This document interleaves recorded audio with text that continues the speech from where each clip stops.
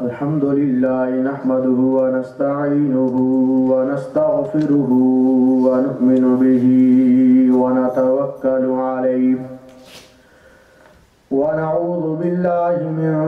شرور أنفسنا ومن سيئات أعمالنا من يهده الله فلا مضل له ومن يضلله فلا هادي له ونشهد أن لا إله إلا الله وحده لا شريك له لا ند له ولا ضد له ولا مثل له ولا مثيل له ولا مماثل له سرمدي أبدي أزلي دهري ديمومي لا أول له ولا آخر له ونشهد أن سيدنا وسندنا وحبيبنا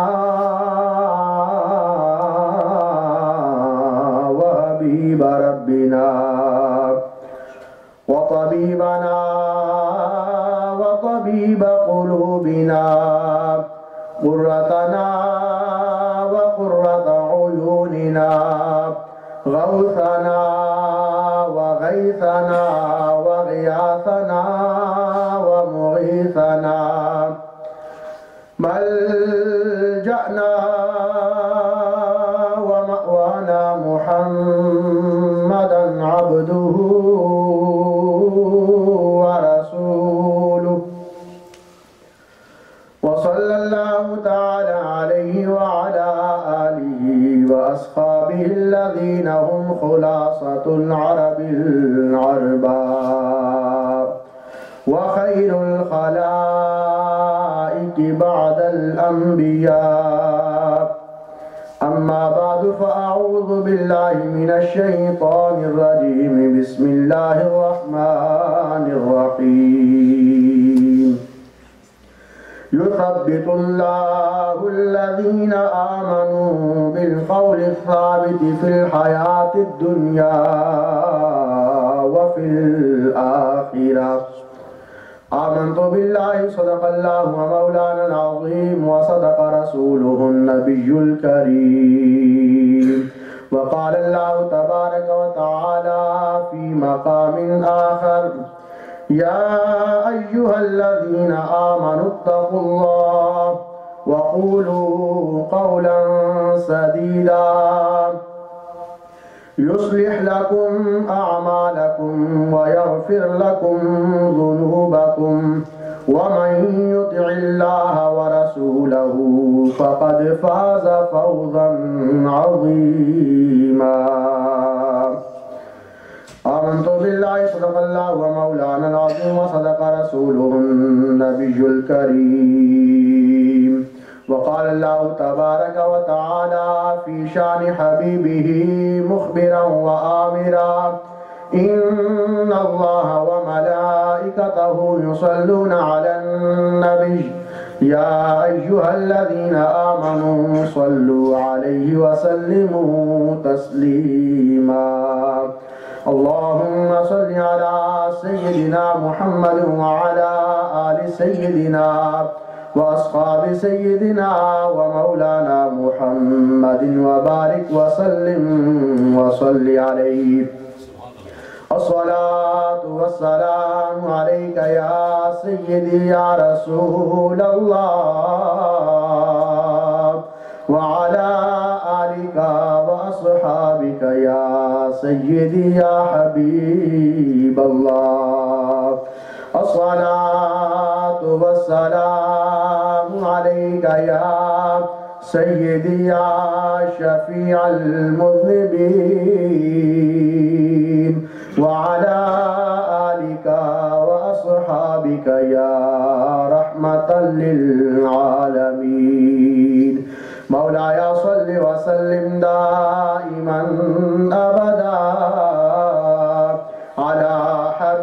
حبيبك خير الخلق كلهم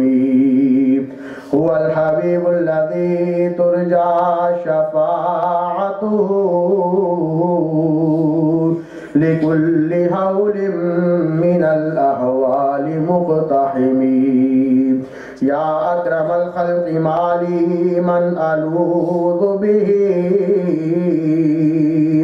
سواك عند حلول الحادث العممي يا ربي بالمصطفى بلغ مقاصدنا واغفر لنا ما مضى يا واسع الكرم مولاي صل وسلم دائما أبدا على حبيبك خير الخلق كلهم.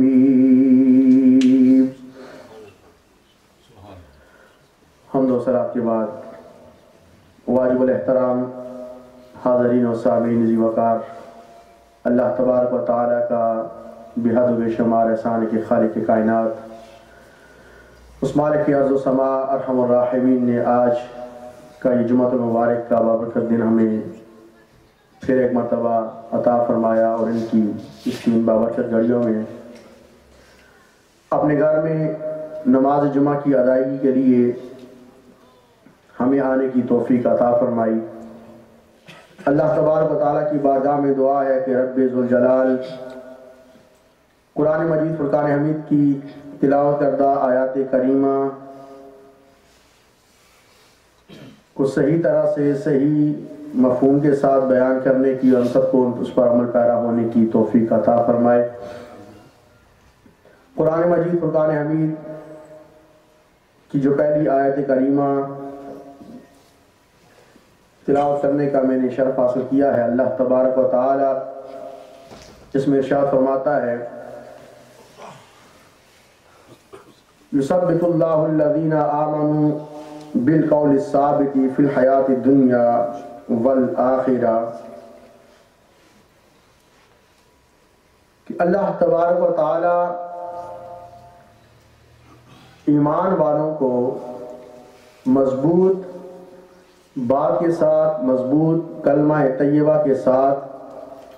دنیا اور آخرت میں انہیں ثابت رکھتا ہے، ثابت قدم رکھتا ہے. یثبت اللہ الذین آمنوا، اللہ تبارک و تعالی ایمان والوں کو ثابت رکھتا ہے، قائم رکھتا ہے بالقول الثابت، ثابت کرنے کے ساتھ، مضبوط کرنے کے ساتھ، فی الحیات الدنیا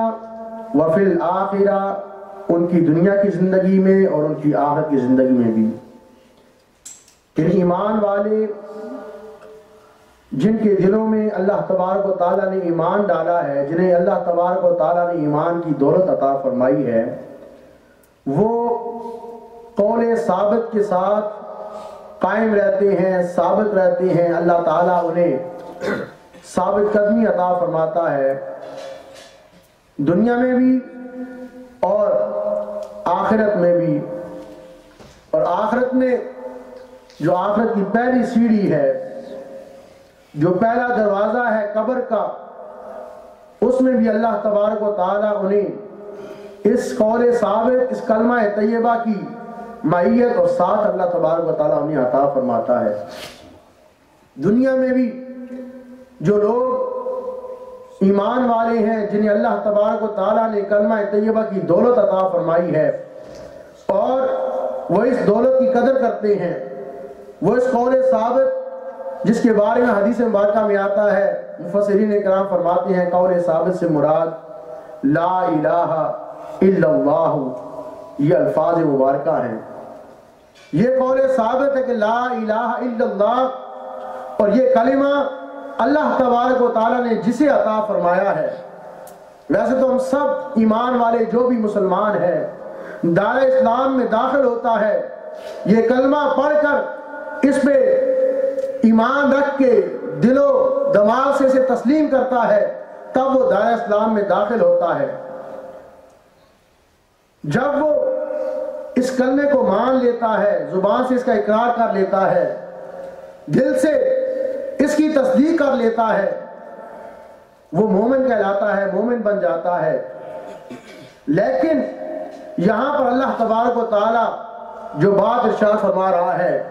کہ یثبت اللہ الذین آمنوا بالقول الثابت، جب وہ دار ایمان میں انسان داخل ہو جاتا ہے، جب وہ اسلام کی اس باؤنڈری کے اندر داخل ہو جاتا ہے، اب اللہ تبارک و تعالی اسے اس کلمے کے ساتھ ثابت قدمی عطا فرماتا ہے۔ جب وہ اس کلمے کو اختیار کی رکھتا ہے، ہر وقت اس کلمے کا ذکر کرتا رہتا ہے، چاہے وہ دل میں ہو یا زبان کے ساتھ ہو،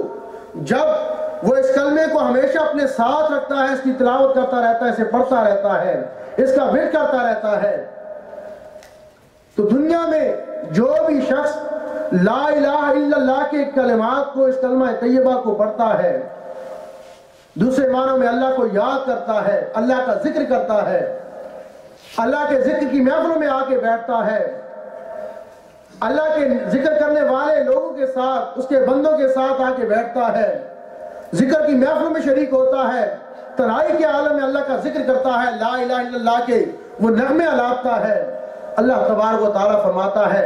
یہ تو اس چیز کا ثبوت ہے کہ دنیا میں اللہ تعالیٰ نے اسے اس کلمے پہ ثابت رکھا ہوا ہے کہ ہر وقت اس کی زبان سے اللہ کا ذکر نکلتا رہتا ہے، ہر لمحہ اس کا اللہ کی یاد میں گزرتا ہے، اور اللہ کے نیک بندوں کی محفل میں آنا اسے اچھا لگتا ہے، اللہ کے ذکر کی محفل میں آنا اسے اچھا لگتا ہے، اس کے دل کو سکون دیتا ہے۔ کل قیامت کا دن جب آئے گا، یا اس دنیا سے جب وہ رخصت ہو جائے گا، جب اسے موت آ جائے گی، قبر میں سے رکھ دیا جائے گا، تو اس آخرت کی زندگی میں بھی، اس قبر کی زندگی میں بھی، اور قبر کی زندگی کے بعد، قبر کے بعد جو مرحلہ آئے گا، اس مرحلے میں بھی پھر اللہ تبارک و تعالیٰ کے اس کلمے کا اسے ساتھ حاصل ہوگا،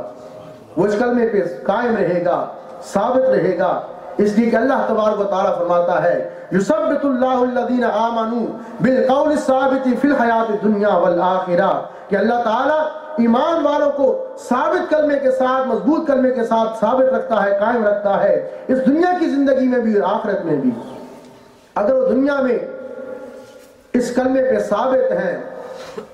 اس کلمے کے ساتھ انہوں نے اپنا ایک تعلق قائم رکھا ہے، تو پھر کل قیامت میں بھی اور اس دنیا سے جانے کے بعد قبر کی زندگی میں بھی اللہ تبارک و تعالیٰ انہیں اپنے ذکر کا، اس کلمے کا نور عطا فرمائے گا۔ میرے آقا صلی اللہ تعالی علیہ وسلم سے صحابہ کرام نے عرض کی یا رسول اللہ، یا حبیب اللہ، انسان کا بہترین عمل کیا ہے؟ سب سے اچھا عمل انسان کا کون سا ہے؟ میرے آقا صلی اللہ تعالی وسلم نے ارشاد فرمایا کہ انسان کا بہترین عمل یہ ہے، اے شخص، اے سائل، تیرا سب سے بہترین عمل یہ ہے ان تفارق الدنیا ولسانک رغب بذکر اللہ، او کما قال علیہ الصلوۃ والسلام، کہ تیرا بہترین عمل یہ ہے کہ جب تو اس دنیا سے جا رہا ہو، جب اس دنیا سے تیری رخصتی کا وقت آئے، تیری روح تیرے جسم سے نکل رہی ہو، تیرے جسم اور روح کا تعلق ختم ہو رہا ہو، تیری زبان پر لا الہ الا اللہ کا کلمہ جاری ہو، اللہ کا ذکر تیری زبان پہ جاری ہو۔ اب یہ ذکر کیسے جاری ہوگا؟ اب موت کے وقت ہر شخص کی یہ دعا ہوتی ہے، اس کی یہ خواہش ہے، اس کی یہ دعا ہے کہ اللہ تبارک و تعالی ہمیں مرتے وقت ایمان عطا فرمائے، ہماری زبانوں پر لا الہ الا اللہ کی کلمات جاری ہوں جب ہم اس دنیا سے رخصت ہو رہے ہوں۔ یہ کیسے ممکن ہو سکتا ہے؟ یہ فضیلت، یہ مقام اور مرتبہ ایک شخص کو، ایک مومن کو، مسلمان کو کیسے حاصل ہو سکتا ہے کہ جب اس دنیا سے جا رہا ہو، ان تفارق الدنیا ولسانک رطب من ذکر اللہ بذکر اللہ، کہ تو اس دنیا سے جا رہا ہو اور تیری زبان اللہ کے ذکر سے تر ہو۔ یہ تبھی ممکن ہے جب انسان اپنی زندگی میں، جب اللہ تبارک و تعالیٰ نے اسے جوانی عطا فرمائی ہے، جب اللہ تبارک و تعالیٰ نے اسے صحت کی نعمت عطا فرمائی ہے، جب خالق کائنات نے اسے فارغ وقت عطا فرمایا ہے، وقت کی دولت اسے عطا فرمائی ہے، تو انسان ان تمام نعمتوں سے فائدہ اٹھاتے ہوئے اپنی جوانی کو، اپنی زندگی کو، اپنی صحت کو اللہ تبارک و تعالیٰ کا ذکر کرتے ہوئے گزارے۔ جب وہ صحت و سلامتی کی عالم میں، جب وہ اپنے فارغ زندگی میں، فارغ وقت میں جب ایک شخص اپنی جوانی کے عالم میں جو اللہ تعالیٰ کا ذکر کرے گا، اپنی جوانی کو اللہ کے ذکر میں صرف کرے گا، گزارے گا، تو پھر جب اس کی دنیا سے رخصتی کا وقت آئے گا تو اللہ تبارک و تعالیٰ اس کی زبان کو اس ذکر سے، اس پاک کلام سے اپنے اس قول ثابت کے ساتھ تر فرما دے گا۔ دنیا سے جا رہا ہوگا لیکن اس کی زبان پر اللہ تبارک و تعالیٰ کا ذکر جاری ہوگا، اور پھر ذکر کی برکت سے کیا ملے گی؟ اسے موت کی تکلیف سے اللہ تعالیٰ چھٹکارا عطا فرما دے گا۔ اسے احساس بھی نہیں ہوگا کہ اس کے جسم سے اس کی روح نکل رہی ہے، کہ میرے آقا صلی اللہ علیہ وسلم نے ارشاد فرمایا اور فرق بیان کیا، ایک مومن کی زندگی، ایک نیک بندے کی زندگی، اللہ تعالیٰ جسے ایمان کی دولت عطا فرماتا ہے اس کی زندگی کا خاتمہ، اور ایک گناہگار یا ایک غیر مسلم جس کی زندگی میں اسلام نہیں ہوتا، یا وہ اللہ تعالیٰ اسے ایمان کی دولت عطا فرماتا ہے لیکن اس کی زندگی گناہوں میں گزرتی ہے، اللہ کی نافرمانیوں میں گزرتی ہے، اس گناہگار شخص کی موت کا فرق میرے آقا صلی اللہ علیہ وسلم نے بیان فرمایا۔ اسے سمجھانے کی کوشش کی کہ جب اللہ کے نیک بندے،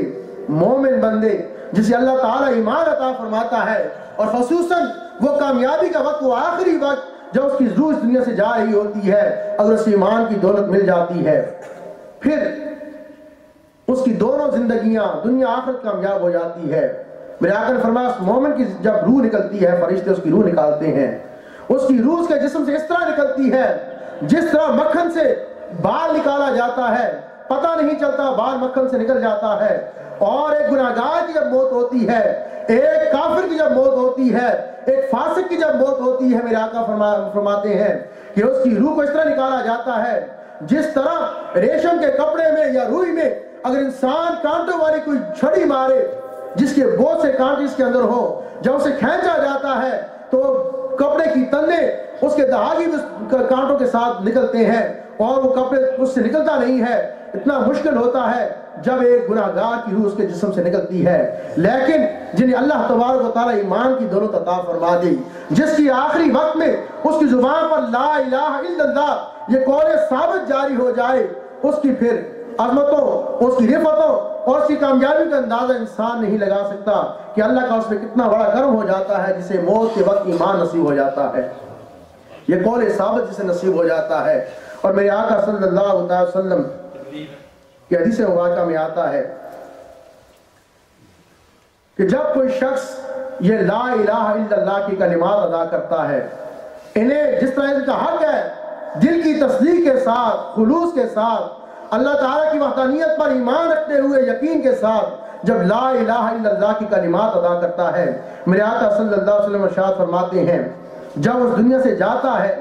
اس کے دل میں ایمان ہوتا ہے، اس کی زبان پر لا الہ الا اللہ کی کلمات جاری ہوتے ہیں، اور میرے آقا فرماتے ہیں اللہ تبارک و تعالیٰ جہنم کی آگ کو اس پر حرام کر دیتا ہے، جہنم کی آگ اس پہ حرام ہو جاتی ہے۔ اب جہنم کی آگ اس کے قریب نہیں بڑھتے گی، گویا اللہ تبارک و تعالیٰ دوسرے لفظوں میں اگر بیان کرے تو اسے جنت عطا فرما دیتا ہے، اسے کامیابی مل جاتی ہے دنیا اور آخرت زندگی کی، جس کی زبان سے لا الہ الا اللہ کی کلمات نکلتے ہیں، ادا کرتا ہے۔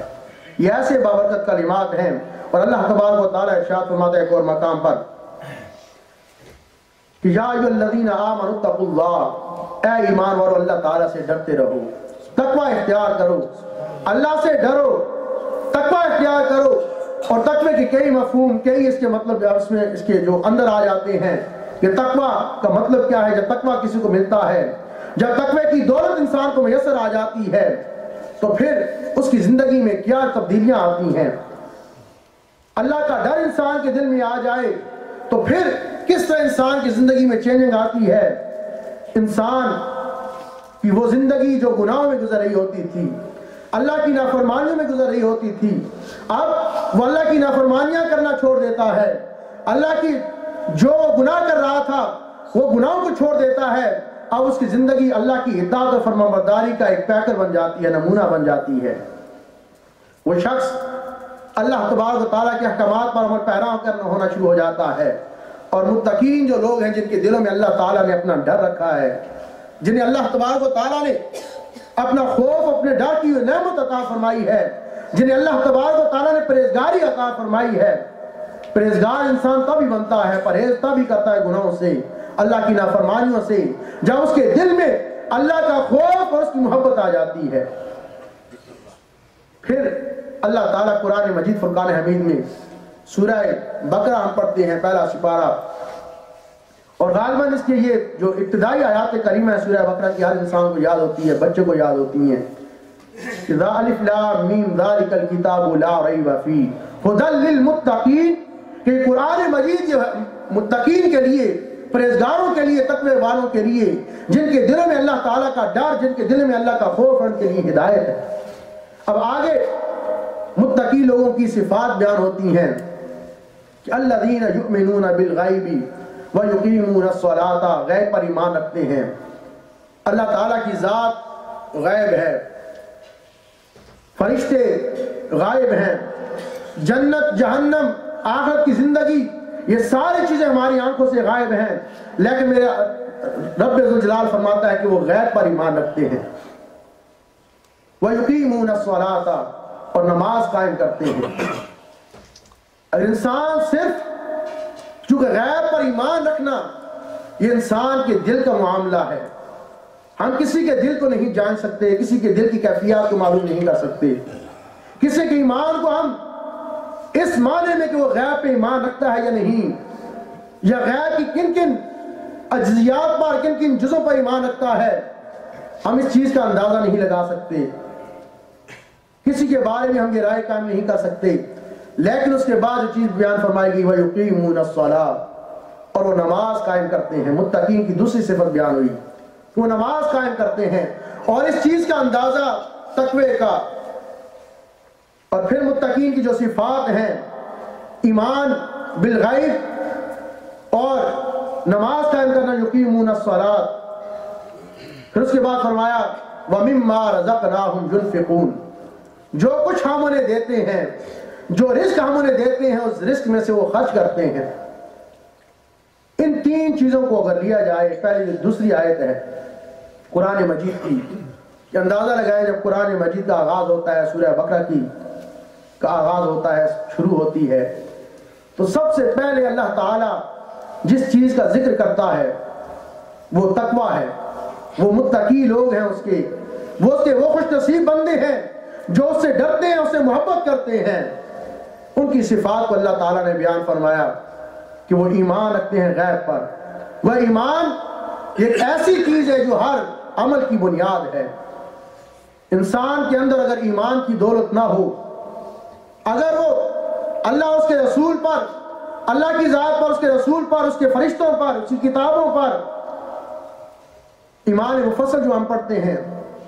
آمنت باللہ وملائکتہ وکتبہ ورسلہ وبالیوم الآخر والقدر خیرہ وشرہ من اللہ تعالی والبعث بعد الموت، 7 اجزیاء، ہم 7 چیزیں سورہ اس ایمان مفصل میں پڑھتے ہیں۔ یہ ایمان ہے اور یہی انسان کی بنیاد ہے۔ اگر اس ایمان کے بغیر انسان کتنی بڑی نیکی کیوں نہ کرے، کتنا بڑا عمل کیوں نہ کرے، اس کا کوئی بھی عمل، کوئی بھی نیکی اللہ کی بارگاہ میں قبول نہیں ہوتی جب تک اس کے دل میں ایمان نہ ہو، ایمان کی دولت نہ ہو۔ وہ ایمان یہ جڑ ہے، اور بغیر جڑ کے درخت کا، اس کے تنوں کا، اس کے پتوں کا، اس کے پھل کا تصور ممکن نہیں۔ اور اگر تنا ہو بھی، شاخیں ہوں بھی، جڑیں کاٹ دی جائیں تو اب اس کے اندر پھل نہیں لگتا۔ وہ تنا کتنا موٹا کیوں نہ ہو، تر و تازہ کیوں نہ ہو، اگر اس کی جڑیں کاٹ دی جائے تو وہ پھل نہیں دے گا۔ گویا یہ سارے اعمال، نماز، روزے، حج و زکوٰۃ، یہ جتنے بھی اعمال صالحہ ہیں، اللہ کی راہ میں قربانی کرنا ہے، اللہ کی راہ میں صدقات و خیرات دینا ہے، مال و دولت اس کی راہ میں صدقہ کرنا ہے، جو بھی عمل ہے، جتنا بڑا عمل کیوں نہ ہو، اگر یہ سارے عمل، یہ تنے ہیں، یہ شاخیں ہیں ایمان کی، اور ایمان جڑ ہے ان کی، اگر یہ جڑ کاٹ دی جائے تو یہ شاخیں، یہ تنے، یہ فائدہ نہیں دیں گے، پھل نہیں دیں گے۔ اور پھل وہ ثواب ہے، وہ آخرت کا اجر ہے، وہ اللہ کی رضا ہے، اللہ کے رسول صلی اللہ علیہ وسلم کی وہ رضا ہے، وہ ہمیں پھر حاصل نہیں ہوگی۔ ایمان یہ ضروری ہے، یہ جڑ ہے جس کا ذکر اللہ تبارک و تعالیٰ نے جب قرآن مجید کا آغاز ہوتا ہے، سورہ بقرہ کی آغاز ہوتا ہے، اللہ تعالیٰ اس کا ذکر فرماتا ہے کہ متقی وہ ہیں جو غیب پر ایمان رکھتے ہیں۔ اب اس جڑ کے بعد، اس اصل کے بعد اللہ تبارک و تعالیٰ بقیہ چیزوں کا ذکر کرتا ہے، لیکن ان چیزوں میں سب سے پہلا جو ذکر آتا ہے وہ نماز کا ہے۔ وَيُقِيمُونَ الصَّلَاةَ، متقی لوگوں کی صفات میں سے یہ ہے کہ وہ نماز قائم کرتے ہیں۔ جو بات میں آپ کو سمجھانا چاہ رہا تھا کہ ہم کسی کے دل کا جو حالات ہیں، اس کی کیفیات ہیں کہ کتنا اس کے اندر ایمان ہے، وہ کتنا ایمان رکھتا ہے، اللہ کی ذات کو کتنا مانتا ہے، کتنا ڈرتا ہے، یا باقی جو اجزیاء ہیں ایمان کے ان پہ کتنا ایمان رکھتا ہے، ہم اس کا اندازہ نہیں لگا سکتے۔ بعض اوقات انسان اپنے دل میں بھی جان کے تو اسے اس کسوٹی پہ وہ پرکھ نہیں سکتا،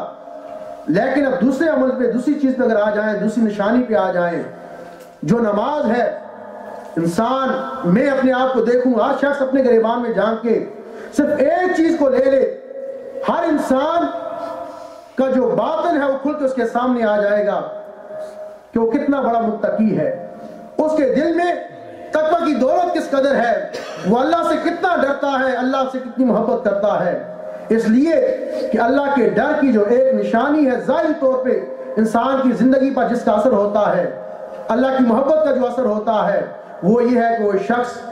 وہ ایمان والا، وہ مومن، وہ خوش نصیب، وہ نماز قائم کرتا ہے۔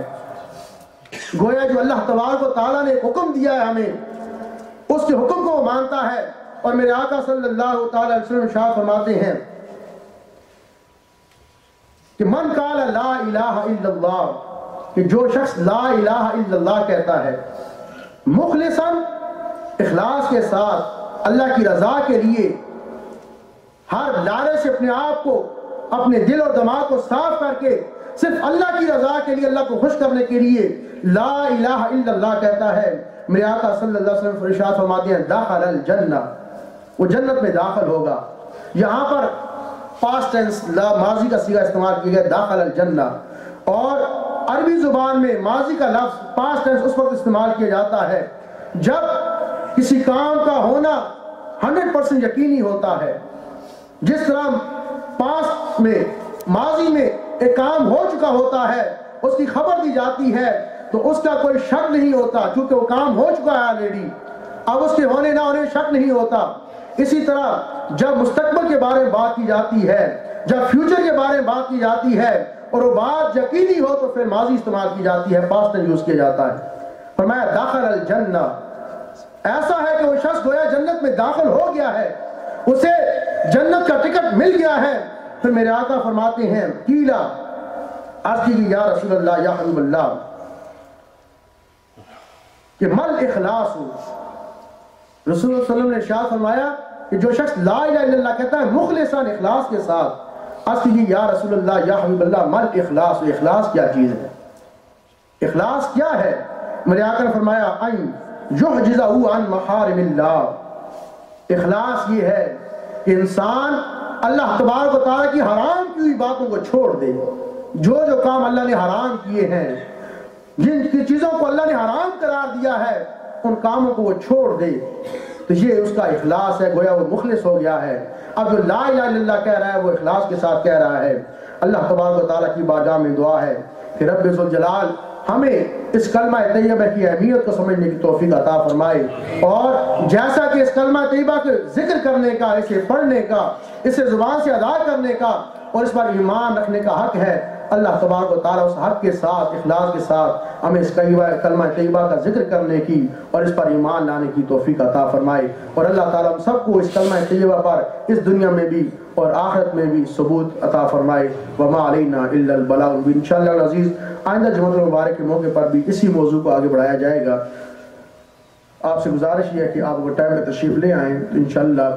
یہ کلمہ جو ہماری دنیا اور آخرت کی کامیابی کا ذریعہ ہے، اللہ تعالیٰ ہمیں اسے سمجھنے کی توفیق عطا فرمائے۔ وما علینا الا البلاغ، سنت ادا فرمائے۔